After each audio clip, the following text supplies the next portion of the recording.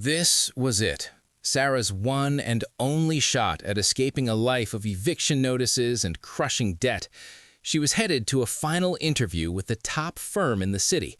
But on the most important walk of her life, a different kind of opportunity was about to appear. A lost little girl with a secret that would make that job interview totally and completely obsolete. For Sarah James, the world had shrunk down to a single, terrifying piece of paper taped to her apartment door. It was bright orange, the color of a hazard warning. Final notice of eviction. The words practically hummed with a cruel energy. Inside, her apartment was a monument to a dream on life support. Sagging cardboard boxes were lined up like defeated soldiers. A maddening drip from the kitchen faucet kept a steady rhythm, each drop a countdown to failure. Sarah was supposed to be a brilliant architect. That's what her professors had told her. Her portfolio was packed with elegant, innovative, sustainable designs that were more art than engineering. But the real world hadn't been so kind. After graduation, her mother's illness ate up all her time and her savings. For 5 years, she'd worked odd jobs: waitress, barista, freelance drafter, taking on soul-crushing projects for pennies while her own dreams gathered dust. After her mom passed away last year, she was left with a mountain of medical debt and a profound sense of being adrift. Now, at 28, that dream felt further away than ever. She'd applied to every firm in the city and had 100 rejections to show for it, each one a little paper cut to her soul. All except for one, Sterling Thorne Enterprises. They were giants, ghosts almost, the most prestigious and mysterious firm in the country, a name spoken in hushed, reverent tones. They didn't have a public website or flashy press releases. Their projects were the stuff of legend, gravity-defying private homes and revolutionary research facilities rumored to be decades ahead of their time. The founder, Alastair Thorne, was a total recluse who hadn't been photographed in 20 years. Getting an interview at Sterling Thorne wasn't just like finding a golden ticket. It was like being anointed. And somehow, against all odds, Sarah had one. A final round interview. The confirmation email sat pristine in her inbox, a beacon of hope in the chaos of her life. This was her last chance. Her savings account held exactly $74. Her credit cards were maxed out. The eviction notice gave her 3 days. If she didn't get this job, it was over. She'd have to pack up and take a bus back to her tiny hometown, a walking symbol of defeat. She stood before the cracked hallway mirror, adjusting the collar of her one good blazer, a thrift store find she'd tailored herself. She looked tired, but in her eyes you could still see a flicker of that fire, the passion for creating spaces that could change people's lives. She took a deep breath. This wasn't just an interview, it was a lifeline. The walk to the subway was a calculated risk, a 22-minute route through the city's largest park. It was a shortcut that saved her a transfer and 10 minutes she just couldn't spare. In her pocket, she had a single subway token, just enough to get there. No money for a taxi, no room for error. Getting home was a problem for later. The autumn air was crisp, and for a moment, a sliver of peace cut through her anxiety as she admired the park's architecture, the elegant sweep of a bridge, the timeless design of a stone bench. This is what she was fighting for. She checked her watch. 1:35 p.m. Her interview was at 2:30. She was making good time. As she passed the grand fountain at the center of the park, a sound snagged her attention. It was a whimper, almost lost beneath the splash of the water. Sarah paused. Her first instinct screamed at her to keep moving. Don't get distracted. You can't afford this. But the sound came again, a fragile, hiccuping sob. And then she saw her. Sitting on the cold stone edge of the fountain was a little girl, no older than 7, with a cascade of dark curls and a little red coat. Her face was buried in a worn teddy bear, her small shoulders shaking. She was completely, utterly alone. Sarah's heart clenched. She looked around for a parent, a nanny, anyone. Nothing, just the little girl, crying as if her heart was breaking. The battle in her mind was savage. Keep moving. There's a park ranger station up ahead. Someone else will find her. This is your life on the line. She took a step. her eyes fixed on the path that led to her future. But her feet felt like they were encased in lead. She couldn't shake the image of the crying child. What if no one else came? She checked her watch again. 1:45. The window was closing. The subway ride was 25 minutes. She needed to be on that platform in the next 5 minutes or she'd miss her one shot. But her mother's voice echoed in her head, a gentle refrain from her childhood. You can tell who a person really is by what they do when no one is watching and when it costs them something. This could cost her everything. She looked from the path leading out of the park to the small, shaking figure by the fountain. One was the path to her dream. The other was just a lost child. In a single, heart-wrenching moment, Sarah James made a choice. She turned away from her future and walked towards the little girl. As she got closer, the little girl looked up, her large, dark eyes shimmering with tears. She clutched her worn teddy bear tighter. "Hi there," Sarah said, softly, keeping a safe distance. "My name is Sarah. Are you okay?" The girl just shook her head, a fresh wave of sobs escaping. Sarah's carefully constructed timeline for the day dissolved into dust. She sat on the edge of the fountain, a few feet away, and draped her one good blazer over the girl's shivering shoulders. "That's a very handsome bear you have," Sarah said, nodding at the stuffed animal. "Does he have a name?" The girl hesitated, then mumbled into the bear's fur. "Barnaby." "Barnaby," Sarah repeated, with a gentle smile. "That's a wonderful name. I bet Barnaby is a very brave bear, and I bet his best friend is very brave too." This earned her a small, watery smile. In a tiny voice, the girl said, "My name is Lily." For the next 2 hours, Sarah's world became Lily's world. She learned that Lily was 7, that her favorite color was the deep blue of the evening sky, and that Barnaby was a present from her mommy, who was in the stars now. The words sent a pang through Sarah's chest. As the sun began to dip lower, Lily's stomach rumbled. Sarah looked in her purse at her last $74. Without a second thought, she walked to a nearby hot dog stand, bought a hot dog and a water for Lily, and handed over a $10 bill. The change she got back felt impossibly light. They sat together on a bench, Lily munching happily, when her face suddenly clouded over again. "My locket," Lily whispered, her voice filled with panic. "I lost my locket." She explained that her daddy had given it to her. While waiting, she had leaned over the fountain to watch the glittering coins, and it had slipped from her neck into the water.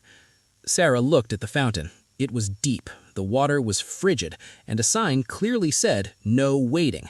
But then she looked at Lily's face. This locket wasn't just jewelry. It was a connection to her father, her security in a world that had already taken her mother. With a sigh, Sarah slipped off her worn dress shoes, rolled up her trousers, and waded into the icy water. The cold was a brutal shock. She gasped, sweeping her numb fingers through the sludge at the bottom. For a moment, she thought it was hopeless. Then her fingers brushed against a delicate chain. She pulled it up. Dangling at the end was a simple, elegant silver locket shaped like a heart. "Got it," she said, with a triumphant, relieved smile. She sloshed back to the edge, her feet blue with cold, and knelt to fasten the locket around Lily's neck. "There you go," she said, her teeth chattering. "Safe and sound." Lily threw her arms around Sarah's neck in a fierce, spontaneous hug. "Thank you," she whispered into Sarah's damp shirt. "You saved it." Sarah hugged her back, a strange sense of peace settling over her. She had lost her one big chance. She was broke, cold, and facing homelessness, and yet, holding this little girl, she felt like she had done the only thing that mattered. As dusk fell, Sarah's peace evaporated, replaced by dread. What now? She couldn't just leave Lily. Just as she was about to suggest finding the police, a long, impossibly black sedan pulled up silently to the curb. It made no sound, its presence alone a statement of power. A tall, lean man in a perfectly tailored dark suit emerged. His hair was dark with silver threads at the temples, his face all sharp angles. He moved with an unnerving confidence, his intense eyes sweeping the scene. Then Lily gasped. A huge smile broke across her face. "Daddy!" She scrambled off the bench and ran straight into the man's arms. He knelt and hugged her, and for a split second, the harsh lines of his face softened with profound relief. He stood, holding Lily's hand, and walked toward Sarah. His expression was once again a mask of cool neutrality. "Thank you for staying with my daughter," he said. His voice was deep and quiet, almost formal. Suddenly conscious of her wet clothes and bare feet, Sarah just nodded. "I'm just glad she's safe. She was very brave." The man's gaze flickered down to the locket, then to Sarah's soaked trousers. His startlingly clear gray eyes met hers. "You're soaking wet," he stated.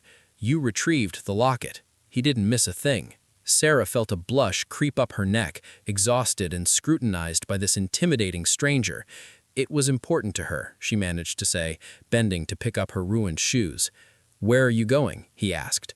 "Home," she said, her voice small. "Allow me to drive you," he said. "It's the least I can do." Sarah wanted to refuse, but she was freezing, and the thought of the long walk back to her menacingly empty apartment was overwhelming. "Okay," she whispered. "Thank you." As she slid onto the plush leather seat, the sheer luxury was jarring. It was another dimension, a world away from leaking faucets and eviction notices. The drive was unnervingly quiet. In the back, Lily had fallen asleep in her father's lap. Finally, he spoke. "My daughter is everything to me. I am grateful for your kindness." "Anyone would have done the same," Sarah said, though she knew that wasn't true. "No," he said, his tone absolute. "They wouldn't have. What is your name?" "Sarah. Sarah James." "And what were you doing in the park today, Sarah James? You seemed to be in a hurry when you first passed the fountain." His perception was unsettling. The full weight of her failed day came crashing down on her, and her composure finally cracked. "I was on my way to an interview," she confessed, her voice thick with emotion. "A final round, for a job I desperately needed, at Sterling Thorn Enterprises. I'm sure I missed it by hours." The car glided on. When the man finally spoke, his next words completely upended her reality. "There was no interview," he said calmly. Sarah stared at him. "What?" "I have the email. A junior architect position at 2:30. He glanced at her, his expression deadly serious. "I know. I wrote the email. Sterling Thorn Enterprises is my firm. My name is Alistair Thorn, and the job you applied for doesn't exist." It felt like a cruel joke. "I don't understand," she stammered. "Why?" "Because I wasn't looking for a junior architect," he explained. "I was looking for a person, the right person. The position I need to fill requires qualities that can't be listed on a resume: integrity, empathy, the willingness to do the right thing, especially when it comes at a great personal cost." He continued, the pieces of a puzzle she never knew existed clicking into place. "My wife, Elena, Lily's mother, she was the heart of this company. She believed architecture wasn't about buildings, but about people. Before she died, we promised to launch a new global philanthropic endeavor, the Thorn Foundation. Its mission would be to build beautiful, sustainable communities for families displaced by poverty and conflict. After she was gone, I couldn't. I became lost." He glanced at his sleeping daughter. "I've spent the last year searching for someone to lead this foundation, someone who shared Elena's vision. So I designed a test, a scenario. The job posting was a lure. The final stage was a walk through the park, a choice between personal ambition and selfless compassion. My security team was watching the entire time. Lily was never in any danger. Her dropping the locket, that part was unscripted. Your response, however, your response was everything." Sarah was speechless. Her entire day had been an elaborate audition she never even knew she was in. The car stopped in front of her building. The contrast between the luxury inside and the grime outside was almost comical. The anger and confusion Sarah had felt were being replaced by a dawning, incredulous wonder. "So, the job?" she began. "The architect job was a fiction," he finished, turning to face her. "The job I am offering you is real. I'm not offering you a position as a junior architect, Sarah. I'm offering you the position of executive director of the Thorn Foundation." The words hung in the air. "Impossible." "I don't know anything about running a foundation," she stammered. "You know about people. You have a heart that puts them first. That's the only qualification I need. The foundation needs a soul, a leader, and its first chief architect." He reached into the glove compartment and placed a thick manila envelope in her lap. Your first project is to design the prototype community. You will have a limitless budget and complete creative control. Build what you've always dreamed of building. It was everything she had ever wanted, handed back to her, bigger and more brilliant than she could have imagined. There's something else in there, he said softly. Her fingers fumbled with the clasp. Inside was a cashier's check made out to her name.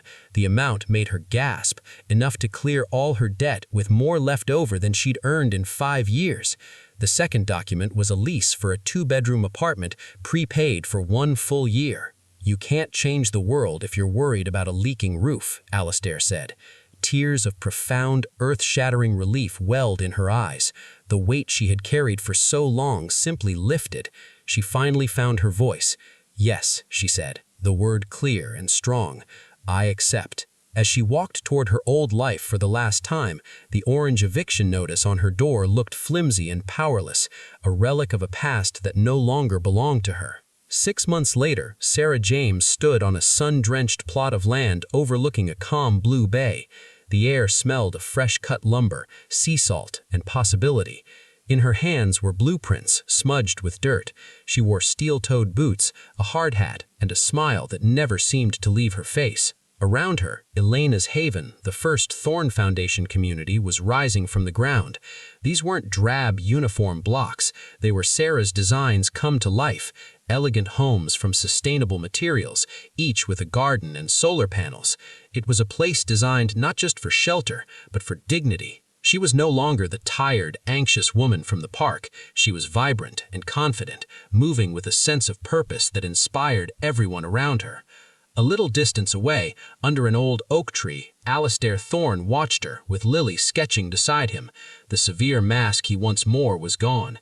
He came to the site every week, not to inspect, but to be a part of it, watching the soul of his late wife's dream flourish within Sarah. Later, Sarah joined him under the tree.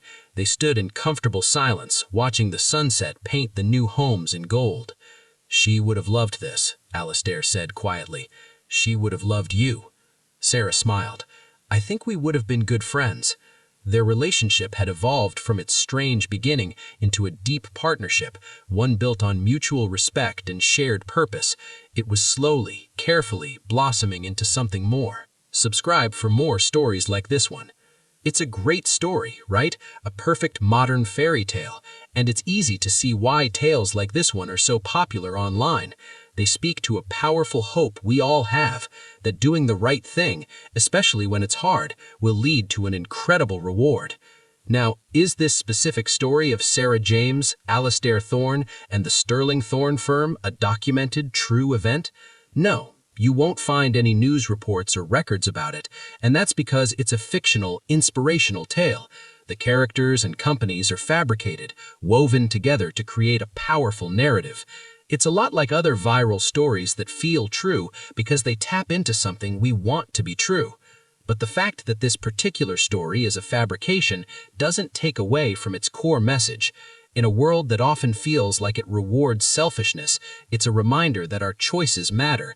It proves that sometimes the greatest secret to a richer life isn't about what you can gain, but what you are willing to give. And that's a truth worth believing in.